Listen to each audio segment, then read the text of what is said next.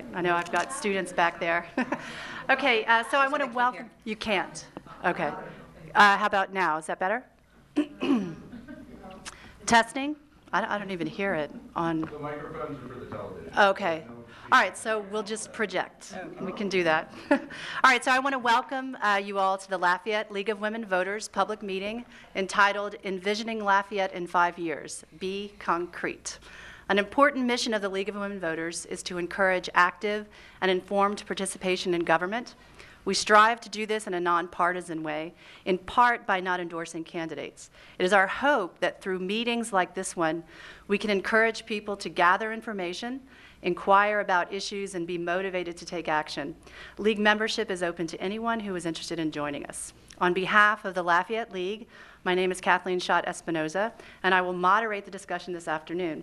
I'd like to start by thanking Mr. Ed Bowie and the AOC Community Media for hosting and broadcasting this event.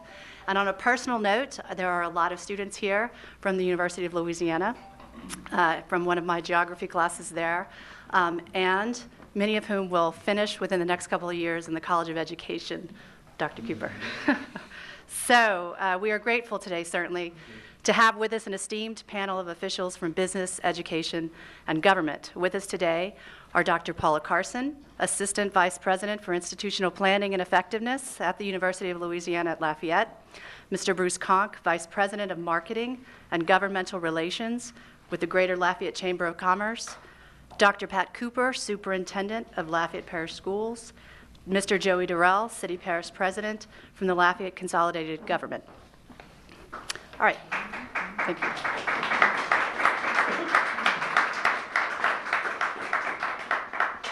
All right, so we're going to start with one question to all of the panelists. Each of you will have 5 minutes to respond.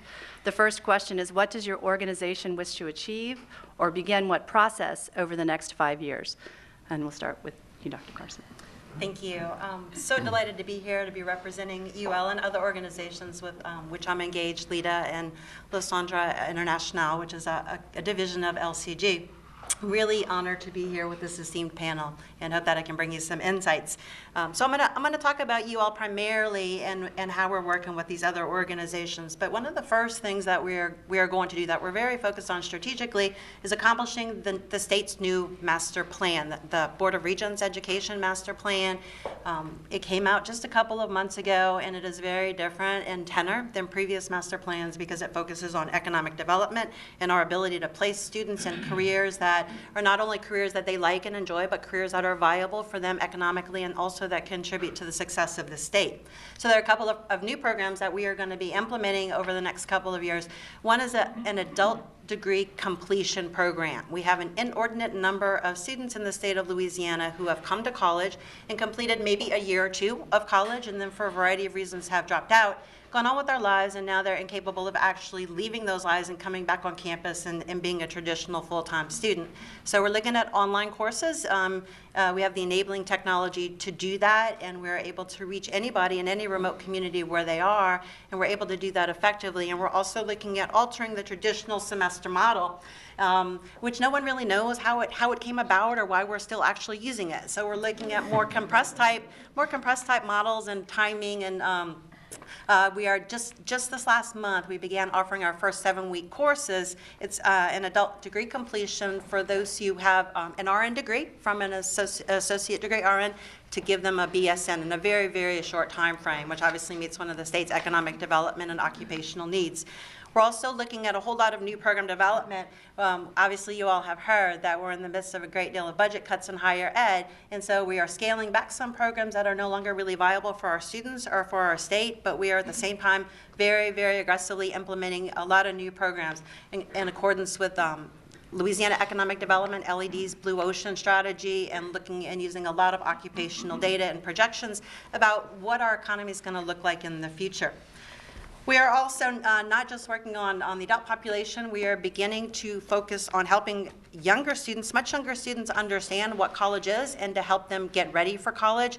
We have a fully blown implemented program that we deliver to 6th graders right now, but we are looking over the next year at really engaging with the elementary schools to help them begin to understand that from your first day in school, you are in essence beginning your career planning. And we have been very successful, particularly in what we call STEM education. STEM education focuses on the sciences and engineering and math programs where the United States is falling behind in terms of competitive nations. We're also, and this is very important, we are also very closely working with SLCC, the community college, who in July will merge with the Acadiana Technical College, ATC, and Dr. Cooper will probably say K-12 as well, and what we are looking at doing is creating a very seamless integration of educational experience from the time a student enters school, hopefully at 3 or 4 will become the standard for us all the way to the time they finish with a graduate degree. We are, SLCC is teaching on our campus, we have our students on their campus, and we are trying to make it just really a smooth transition as students move forward. This is necessitated by the fact that we are forced this year to significantly increase our admission standards. Probably about 25% of the students we admitted at UL this year will not meet the new admission standards starting in the fall. And that could have a potentially devastating impact for a lot of students, for a lot of specific demographic students, those from different socioeconomic backgrounds, and we are doing everything we can to remediate and to get them college ready and academically prepared. The other thing we're obviously implementing is our master plan. You've probably seen a lot about that on the news. Hopefully you have all been engaged. We are primarily focusing there on a couple of things, creating a residential experience with living learning opportunities, as well as our research campus, which is out there by the Cajun Dome and the health facilities right now. We are very much looking at inviting and encouraging businesses to be part of that, and we are also looking at expanding our intellectual property abilities so that when our faculty members and our staff work with those in outside businesses, that we are able to patent those things and to generate revenue. We're also, and I'll be closing here, we're also very engaged with our economic development community. We work with our local businesses in 3 ways. Service learning, we have classes go out, particularly with nonprofits, and work for free. We have traditional contracts and grant arrangements, and then we were just recently awarded by the National Science Foundation the only such center in the state. It's a very interesting membership model where corporations buy into and pay a membership fee, and in exchange they get to request, and they are recipients of the intellectual property produced by a cohort of really our most advanced and accomplished academics and researchers in science and engineering. Thank you. Okay, Mr. Cox. I would like to just basically ditto what Dr. Carlson said earlier. Thank you for the opportunity. As a Chamber of Commerce, we operate on 3 action words, and they would be advocate, innovate, and collaborate. We have come to realize that to accomplish growing our community and envisioning the future, we cannot be a standalone organization. However, our main core, our basic philosophy is to advocate for business, and we continue to do so. To the extent that in the last couple of years we've actually had a full-time lobbyist speaking on behalf of business in Baton Rouge, and of course we are very active at the local level and the national level. Innovate is our second action word. Here in Acadiana, we are very, very fortunate. We have a strong entrepreneurial spirit, and our mission in that particular area is to enhance and to grow that entrepreneurial spirit. The other day, I heard a comment from Executive Director Greg Gautreaux, where he made the observation that people come to Lafayette who may not have lived here before. They take a position, a high position in a company, and at some point, they reach that ladder of progress where they have to make a decision. If they want to increase their viability within that company, they need to move. In many cases, they don't. They stay in Lafayette, they quit the job, and they form their own company. And that's the type of innovation and entrepreneurism that we want to communicate, that we want to see thrive even more. But for us to be able to do the first 2 action words, our key word is collaborate. Over the past couple of years, we have made every effort to work with groups like LPESC, like the Acadiana Regional Alliance, with LEADA. And while we are an advocacy group, we understand that we play a major role in economic development, but we can't do it alone. So we do it with LEDA. So there's a partnership. It's a natural extension of our mission working with them. But we go even further than that. Just a couple of weeks ago, we signed a compact where we created the Acadiana Southwest Louisiana Super Region, the first of its kind. We actually brought together in a collaborative effort Lake Charles and Lafayette and the parishes that border I-10 as well as US 90 going south. We're bringing together 13 parishes that will have one goal, and that's to further economic development in this particular area. That's more or less an extension of another group in which we were a charter member, and that's the Acadiana Regional Alliance. Another example of how organizations getting together, having a common purpose, can be successful. The Acadiana Regional Alliance, although it's not very well known, is a very strong political advocacy group.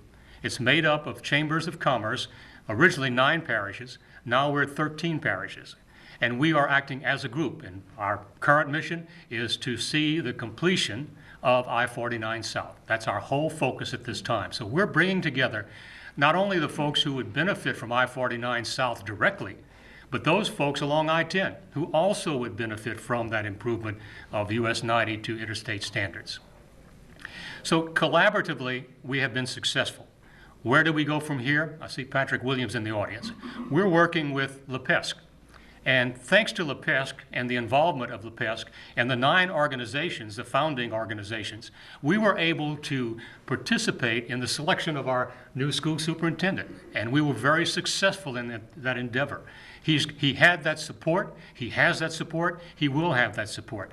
And LPESC is 9 organizations, and I think we're growing to 13 very shortly.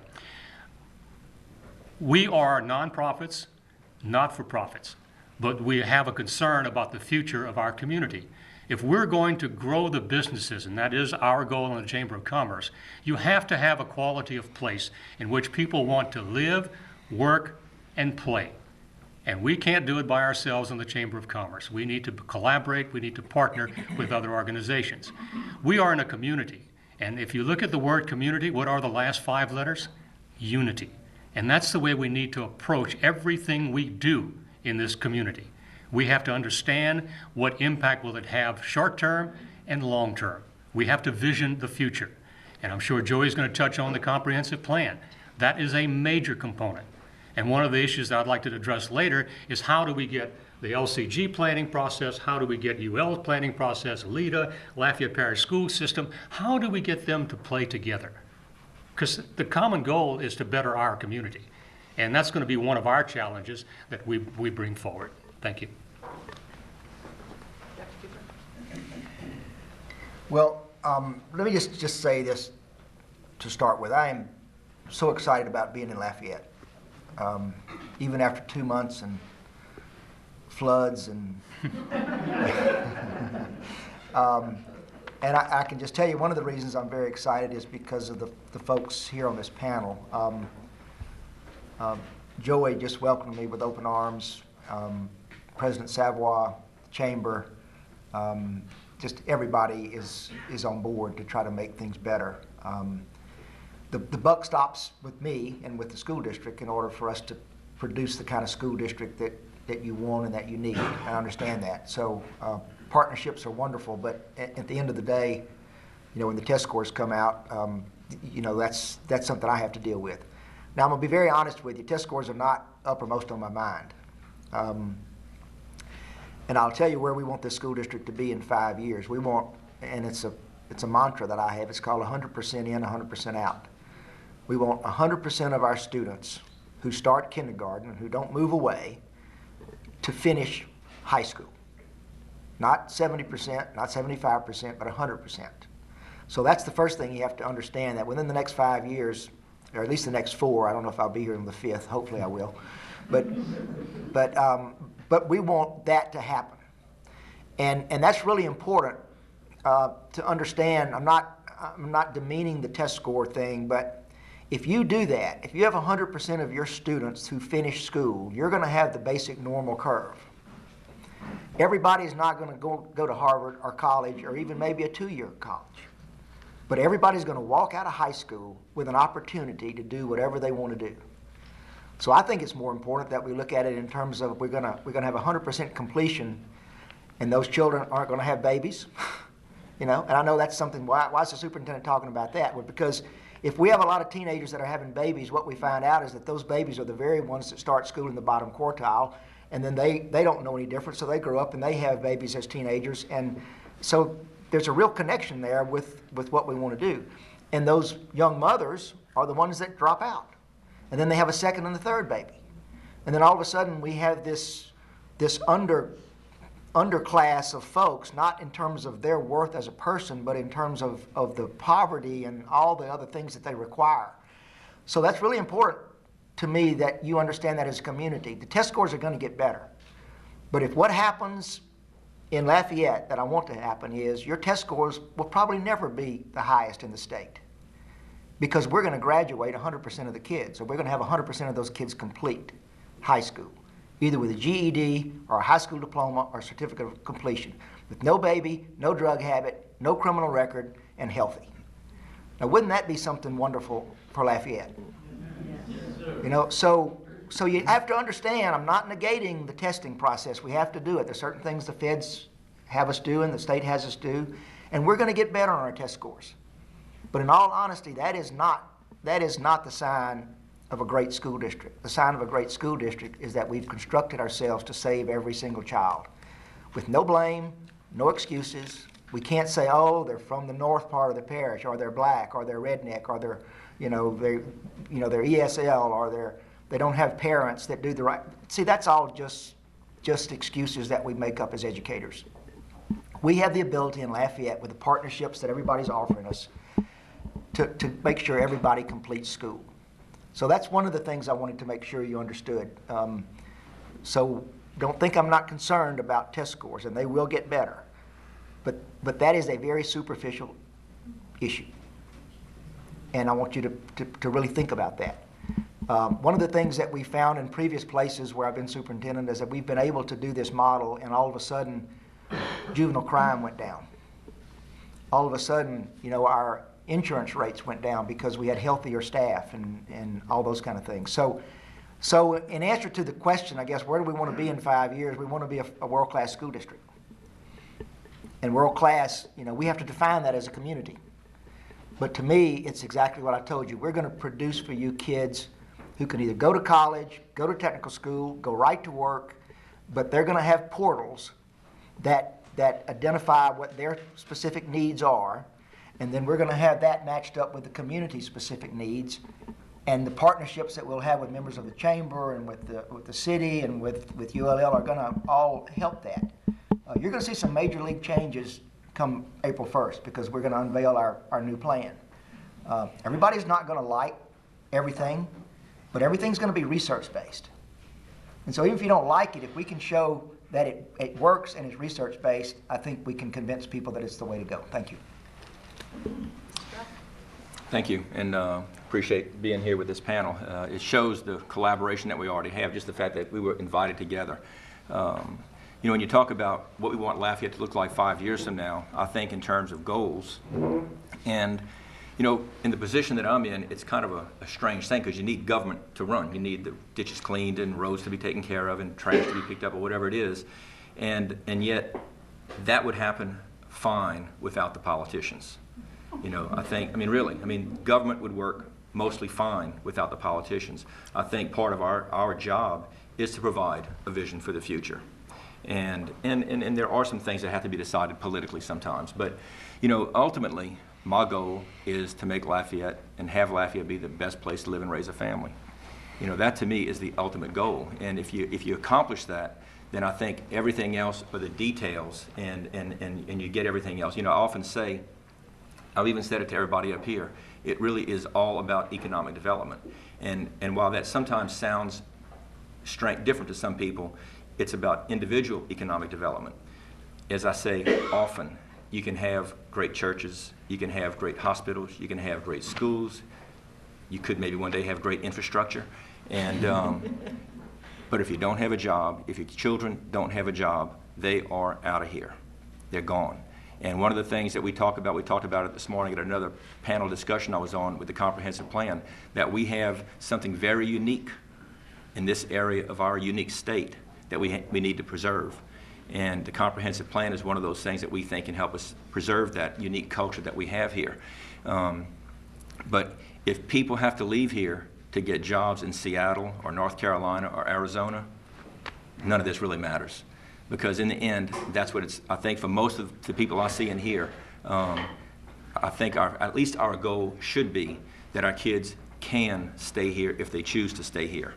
You know, I've often said if my kids want snow-peaked mountains, we can't help them with that. You know, if they want blue water lake somewhere, we can't help them with that. But if they want to stay here and they want to support their family, they have to have a job. So it's important to me that as we go through this comprehensive plan process, that everybody is involved, that you give your opinions, you give your input. And 5 years from now, what I want to see is all of you walking around the horse farm, enjoying an unbelievable area that we can have in Lafayette. I believe we have already changed the direction that Lafayette's going with our fiber optics. I believe Lafayette will look different 20 years from now than it would have looked based on the kind of jobs I think that will be produced as a result of that, the kind of publicity, the kind of direction that Lafayette's going. I think we will have a better opportunity of having good, clean, high-paying jobs in our community that will accomplish that ultimate goal, which is to have everybody have the opportunity to make a living here. You know, so, you know, roads, you know, we will continue to do. I mean, that's, you know, when I saw concrete, first thing I thought of was, you know, my responsibility, and at least y'all perceive it as roads, and that's concrete. But, you know, we will continue to do everything we can. We have taken over roads from the state because, and I'll give you a good example, Colley Saloon Road between Ambassador Caffrey and Highway 733 was projected, and you know how government is about projections. They projected Colley Saloon Road to be done in 2028. Well, that's, they won't get in car accidents, they'll be shooting each other. You know, I mean, it'll be a bad, bad place. I mean, and so we took over that road from the state, and we accomplished two things by doing that. Ambassador Caffrey South would not be built today had we not taken over Colley Saloon Road, because the state has a prohibition of how many miles they can own. So we had to trade miles. So we took that road over for that reason, and it gave us responsibility and gave us opportunity to control our own destiny. We need to do more of that. We're talking to the state now about taking over more roads, and the state's talking to us because the state is at a point where they're at a point now of maintenance only. And so parishes over the years have, the state has taken more and more roads over from parishes, and which has caused the state to have responsibilities that are probably more logically our responsibility. And so, you know, for me, and I think for this government, our goal is for our kids to have the opportunity to stay here. We wouldn't force them, you know, we can't do that. You know that you can make your kids come in time, so you're not going to be able to force them to stay if they don't want to. But so I think in working, we'll talk more about how we're going to work together, and we are, and I think we're doing a pretty good job of it. And I think it all begins with communication, and we'll talk about that in a few more minutes. Thank you. Okay, so our next question, each of you will have 5 minutes to discuss specifically how you feel you can best achieve your goals through cooperation, through working together. So Dr. Carson. Thank you. Everyone in this panel has talked about the value and the effectiveness of our collaborative relationships across business organizations and government organizations and educational organizations and not-for-profits in this community. And that is truly a differentiating factor. It's a factor that makes people want to come here and makes people want to stay here. You know, I always say we want to educate our students so that they could live and work anywhere in the world, but we also want to behave in a way that makes our visitors and our residents alike consider Lafayette a destination of choice and a place where it is that they want to be. When you could be anywhere else, what can we do to make you want to be here in Lafayette? And that's very critical. So I'm going to talk about just a couple of initiatives where I think that we can anticipate that there will be collaboration. There always is engagement of everybody at every table, and that is so rewarding and so much more effective.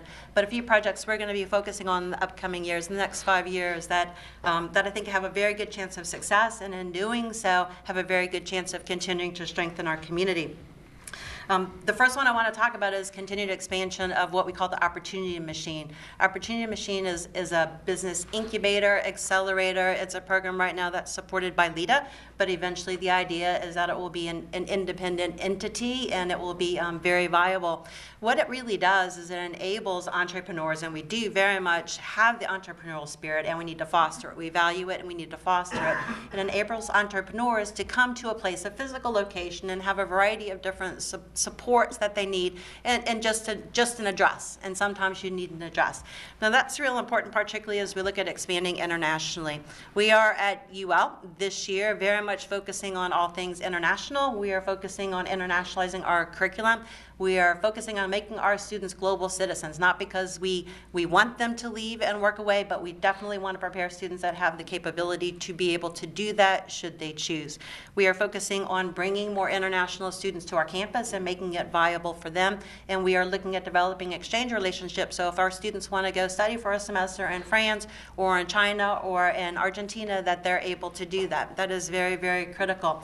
As a result of that, from the economic development perspective, we become much more attractive to international businesses. And one of the things the Opportunity Machine is doing, and it has two locations. One is in the Light, and that is for organizations that need the access to our technological capabilities, which are great. And I'll come back to that in a moment. And one is downtown at a location called The Switch, where there's where you don't need supercomputing, or you don't need visualization, or you don't need access to the Lani or the Lambda rail. But what we're able to do, and what we're beginning to be very successful and are very, very close to landing a few international companies because of those resources that we have here. That is a joint venture in which many, many organizations and many entities in Lafayette are represented. So it's UL, and it's LEDA, and it's the Chamber, and it's LCG, and many of these projects. We also engage the Community Foundation. The Community Foundation is very important for our nonprofits, and it really organizes and makes sure our nonprofits are supported in the way that they need. So the incubators is very, very important. The international focus is very important for us. We would very much like to be home, to be headquartered to at least American operations of many international companies. Related to this, we have begun discussions in the last few months over the development of an international high school, which could take a variety of different forms. But obviously one of our strengths and advantages here in Lafayette and in all of Acadiana is our immersive education. So our language immersive education, which does so much more than teaches students just how to speak a second language, but really teaches students how to think globally and how really to learn, and the value of going out and seeking diversity and understanding and embracing differences. So that's real critical. Right now in Lafayette Parish School System, we're teaching Spanish, French, and Chinese, but after you get through 8th grade, there's no opportunity for you to continue your immersive education beyond that. We want to do something, anything. There is no sense of ownership or no sense of how this would ideally look, but we want to do something to make sure students can continue that immersive education through high school, and then hopefully carry that over into SLCC or to UL, so we can develop what is regarded as a globally competent labor force that will further incentivize international companies to want to come here, and will further make us a community, a quality of life community that's full of culture and art and heritage and global awareness that continues to make Lafayette a place where people want to live and work and learn. I find it interesting that Dr. Carlson refers to the immersion programs for French, Spanish, and Chinese. I'm still working on English. Yeah. I'm blessed. I was born here, I was raised here, and I've managed to have a very successful career in the community and not have to leave the area. One thing that's always impressed me about Lafayette is while today we can claim about 500,000 in population, if you look at the parish and our surrounding neighbors, the degree of separation in the rest of the country is like 5%. In Acadiana, it's about like that. On any given day, any week or any month, you're going to run across folks more than one time because of the interactivity in the various relationships that we have. And most of those relationships are centered on improving our community. And that's critical. Relationships mean everything in Lafayette. For example, LPESC, which by the way is the Lafayette Parish Educational Stakeholders Council. We, at every school board meeting, have a contingent of membership there, ranging from 6 to 18 people. And we don't contribute that much, but the mere fact that we are there showing an interest in what the school board is considering on their agenda that night is critical. Listening to what Dr. Cooper is presenting that night and taking it with us forward as we vision education for the future, it's important. So it's all about relationships. As a chamber, we have identified two goals: education and the comprehensive plan. And we're going to accomplish those goals by engaging, and I like the word Dr. Carlson used, we have to engage our members.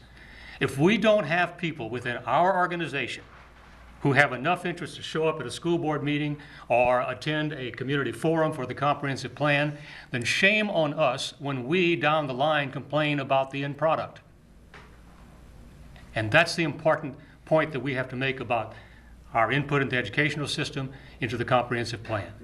The WRT folks, the Comprehensive Planning Organization, will be in town in the latter part of April. 6 public meetings will be held. It behooves us to attend those meetings because I can look back and see the way that the current school board or the system's master plan was put together. On a good night, we had 20 people from the general public. Now, can we profess to say that that was the mandate provided by the public? No. Going back to LINC, which was the original steering committee that created a master plan, started in 1998, committed in 2001. On a good night, we had maybe 15. This is a unique, a rare opportunity for the Chamber of Commerce not only to engage its membership, but to educate the membership as to the critical nature of these two endeavors and to broaden that message to the entire community. If we don't take advantage of the opportunities that exist this year, then shame on us. I'm going to be retired in 4 or 5, maybe 6 years. So the future is more or less within that time period. But I'm looking at the folks who own staff at the Chamber. These are folks in their late 20s, early 30s, who are going to spend their lives here.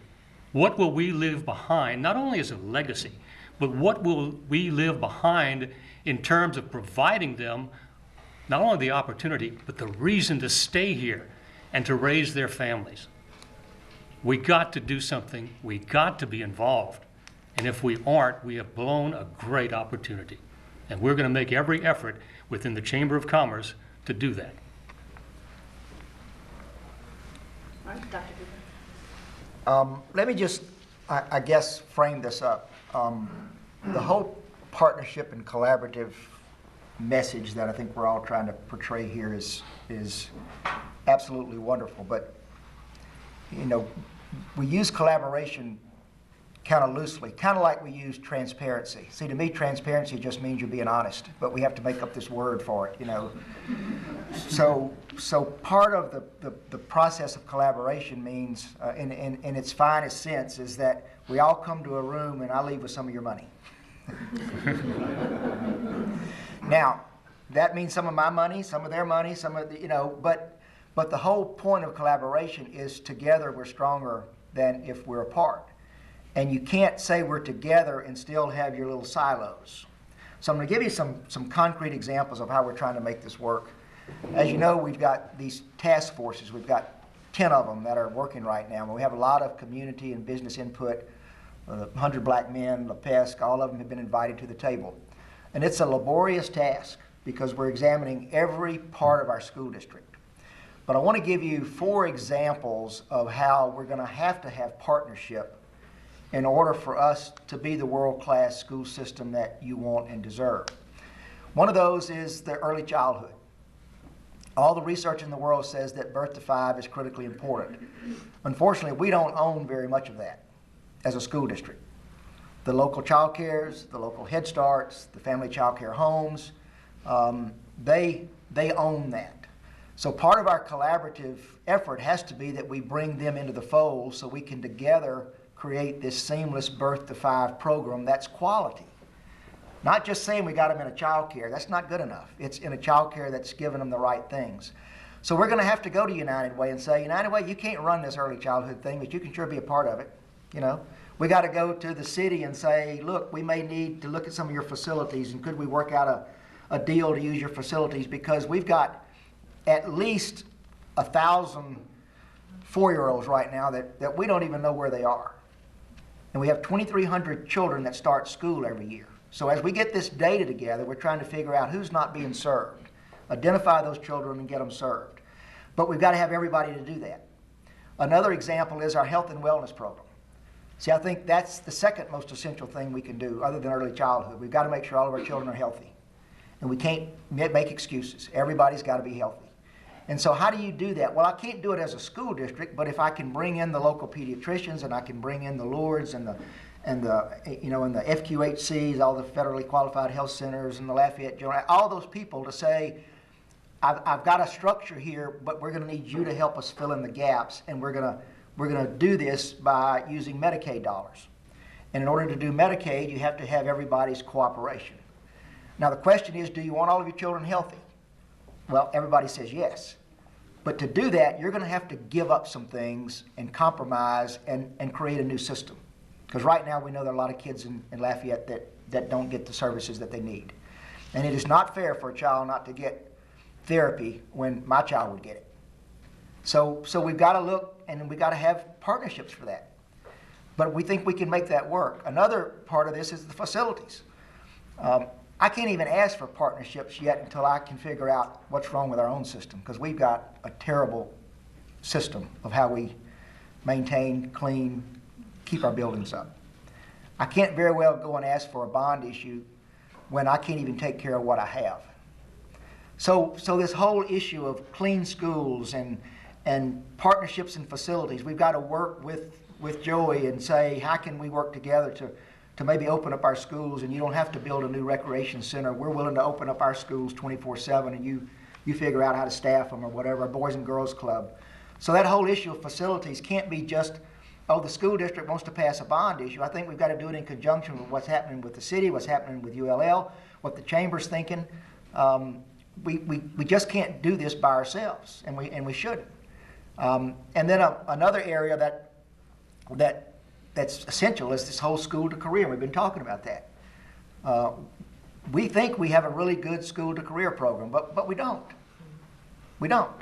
Now there's a lot of world-class things that are going on in Lafayette Parish schools right now. Don't get me wrong. You can't diminish the worth of what's here. It's really good. But we're only about halfway there. So when we talk about this whole school to career thing, we have to really engage the community to say, what do you need? You know, our kids to look like, feel like, act like, you know, when they come out of school. So that's the kind of conversation we need. We can't just do lip service. That's the whole thing with David Thibodeau, Tech, that we were about to do something that I thought was a huge mistake.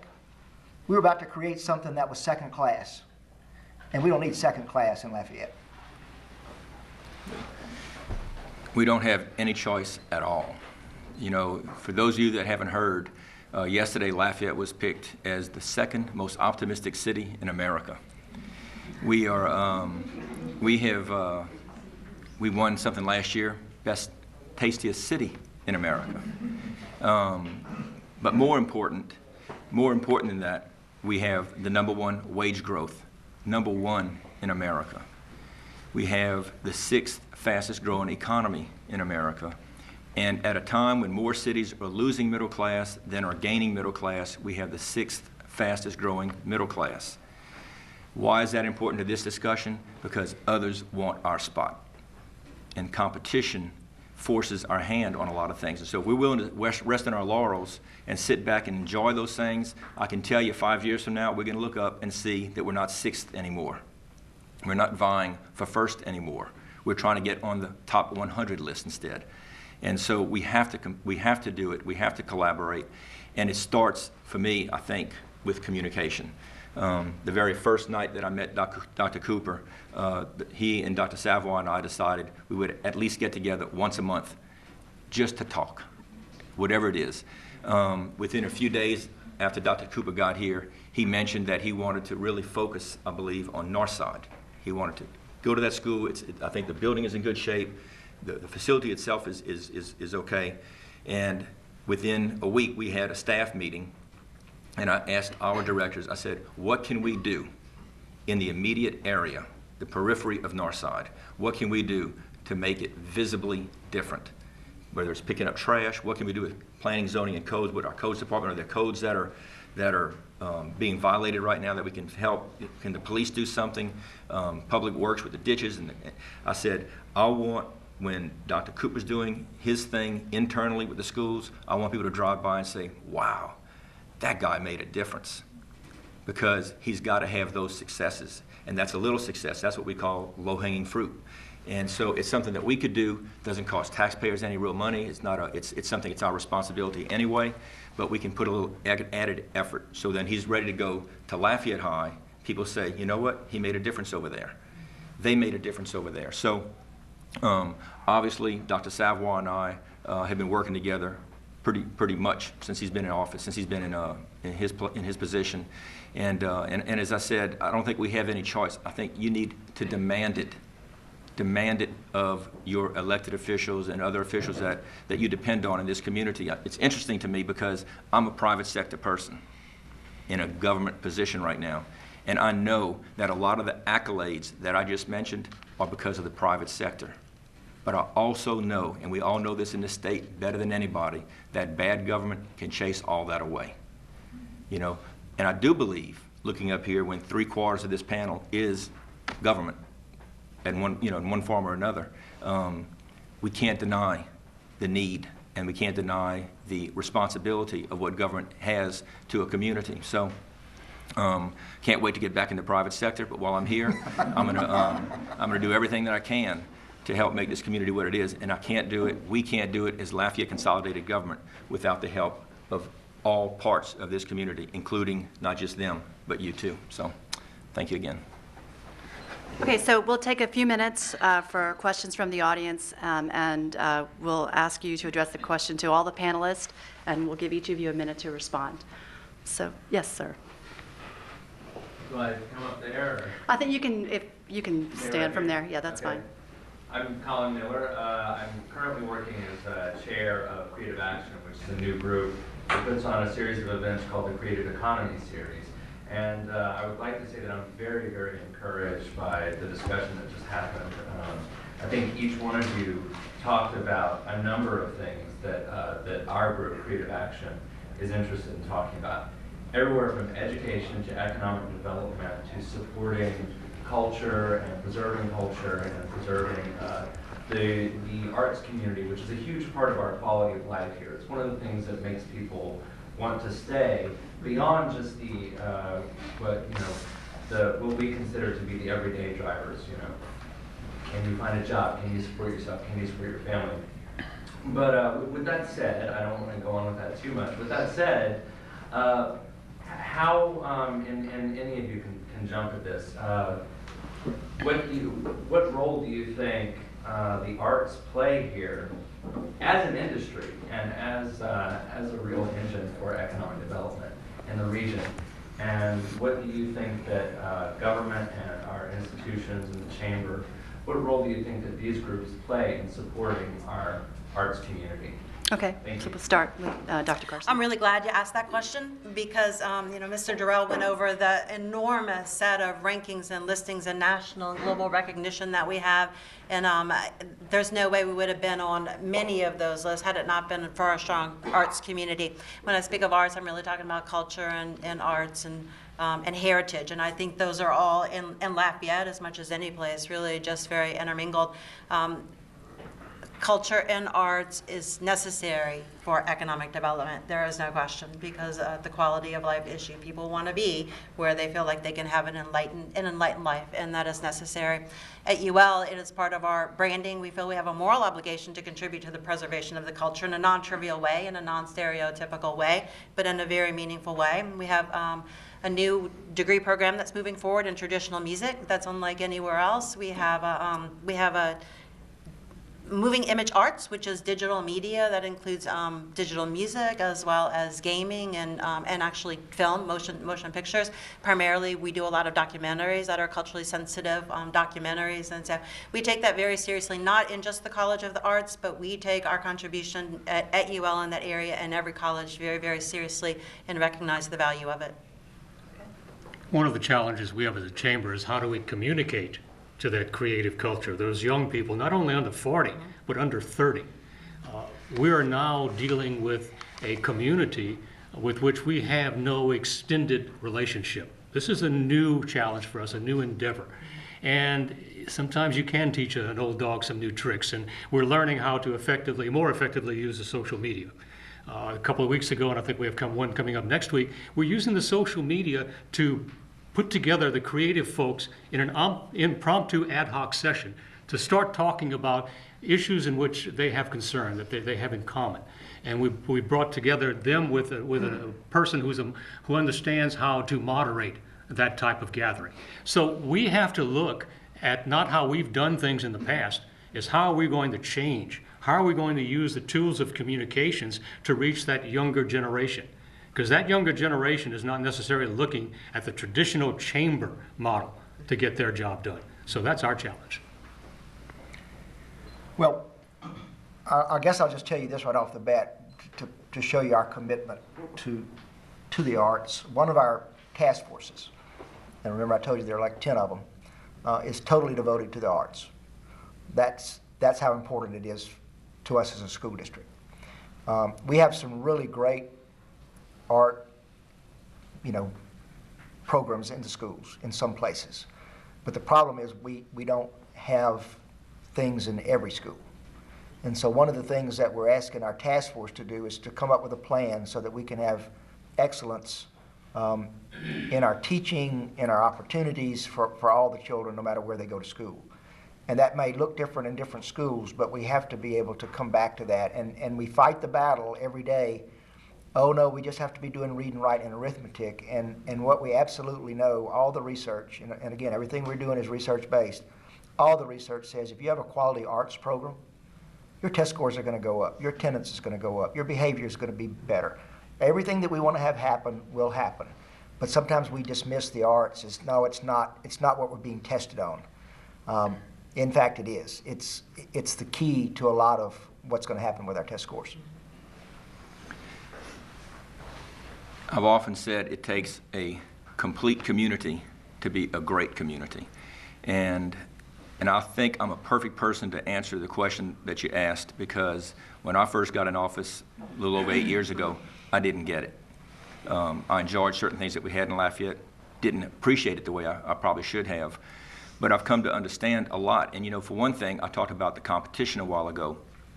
Those businesses that I want to have locate here, who will give money to the nonprofits, who will help support this community, help support education, a lot of those businesses can locate anywhere.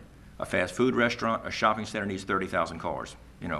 They can locate a lot of places. But the kind of jobs that I think we really are trying to add to the community to support those businesses can locate anywhere in the world. And one of the things, Lafayette is the only major city in the state of Louisiana in the last census that even gained over 1%. We gained 10%. The parish gained about 16%. The closest to us was 0.7%. I believe that it is our art and culture community that sets us apart more than any other single thing that we have, in addition to the oil and gas industry. But still, art and culture there's other oil and gas cities, but that's what sets us apart the most, and I think we need to continue to nurture it. We spend millions of dollars on recreation in Lafayette. We spend a little bit on arts and culture, and that's recreation for a whole other group of people, so they deserve it too. So thank you. Okay, is there another question? I have time for another, sir. Just more a comment and somewhat of a question. One, I think Dr. Cooper's right on point. I serve on the Teach for America board, and last year a study was brought to us where they looked at kindergarten entrance in Louisiana, and they sent out 100 inquiries to random kindergarten teachers to guesstimate how many of their students would graduate from high school. And the guesstimate was 10%, the first study 14 years ago. So it's actually come to fruition. They were slightly off. It was actually about 9.2%. We always hear the number. Ninth grade entrance, about 55% graduate. But if you go to kindergarten, as Dr. Cooper has, it's astonishing. Many of them are leaving before. And something else, we as a community need to support his efforts. We in Louisiana have a third of our kids in private schools. So many of the leaders of Louisiana are not really involved in education. They don't have a dog in the hunt. but we really have a dog in the hunt. And we as a community, as leaders of the community, need to be very strong in our support of his efforts. That is the key. Get them out of high school. That's so important. That's the future. And just quality of life issues. Weekend before last, I'm a scout leader. We took the troop on the St. Tammany Trace. This bike trail, phenomenal, fantastic. Meet people from all over the country there. It's a quality of life issue. Well done, underpasses over the roadways. And we need that here. We're starting it. You know, and we think, well, we have a bike trail, and it's not just bikes, it's biking, walking, and so forth. It can go to ultimately the Lake Martin. But it should go on to the Chapel. Lafayette is linked to the Chapel basically. So, Okay. we should be thinking about that. Just one more thing. We have these sand pits that are just worthless water holes right now that are already public. It wouldn't take much imagination to scrape that sand around those things into beaches. They're spring fed, you know, we already own them as a public, they're part of the airport. But they're down in the swamps kind of, but there's an opportunity to build parks that everybody can enjoy. That's a mile from that. So. It's certainly a lot to talk about, and how important it is to engage all sectors of society into the discussion, and that creative process, I think, can begin, or can continue, really. Do we have time for one more question? Okay, Dane? Dane Tildo. Ms. Dura, you were talking about how we're on the top of the list of a lot of things, tastiest town, and things like that. And with this new movement of the green being the new black, just thinking how we as a community can make our impact of being here less environmentally effective, and how we can get our schools, community, and businesses to be more green. Well, you know, and maybe that's a little role that government plays, and I think we've really stepped it up to lead by example with our compressed natural gas buses. That, to me, accomplishes many things, and it's not just our buses we've contracted. In fact, we've started getting vehicles in now, the other vehicles. And we're building a station through a grant from the state that is required to be open to the public. Apache Gas is building one farther away, so that ultimately we'll have several stations around town where it makes it more reasonable for people to start really looking at it. And I think like computers and fiber and things, broadband, those prices will start coming down as competition gets into the market, and they start devising and you know, creating other ways of converting it more efficiently. So I think we're definitely leading by example. I mean, I think the horse farm, of course, does that. The bike trail, we just opened a piece of it, and it's not the bike trail I don't think that Mr. Shuffler has in mind, because it's all on concrete mostly. But it's in the city, but it's a start, as he said. And that's a bike trail that we're hoping will go into St. Martin and St. Landry Parish and give people 25 or 30 miles of the kind of thing that he experienced in St. Tammany Parish. I do believe that people are looking, you know, we go on vacation. We don't go on vacation, well, maybe Disney World, but we don't go on vacation where there's not, we don't get to experience nature. And I think people want the same thing, and we can provide that with them here, for them here. So I think we're on the right track and beginning it, you know. I'd like to just make a quick comment about that, because part of that starts with, you know, our goal is to create a whole new generation of young people. And part of that idea of being green, you know, and all of its many meanings, I think we have to teach that to our children. And I don't think we do a very good job of that. We do hit and miss, but I think that has to be part of our core reason for being as a public school system, is to begin to teach those kinds of things that are going to make you have readily available citizens that are going to be running businesses and working who know that. Because what we have to remember, like, for instance, recycling, that wasn't started by a bunch of adults. That was a bunch of kids who got together and started that. We don't do that in Lafayette Parish schools, really. So why not? So those are the kind of questions that we have to start asking ourselves. You know, what are those things that we can do to address that kind of issue there, and not get lost, and I keep saying it, in all the hoopla of testing and all that. There's other very meaningful things that don't get tested that have to be taught. And it's interesting that you bring recycling to the conversation.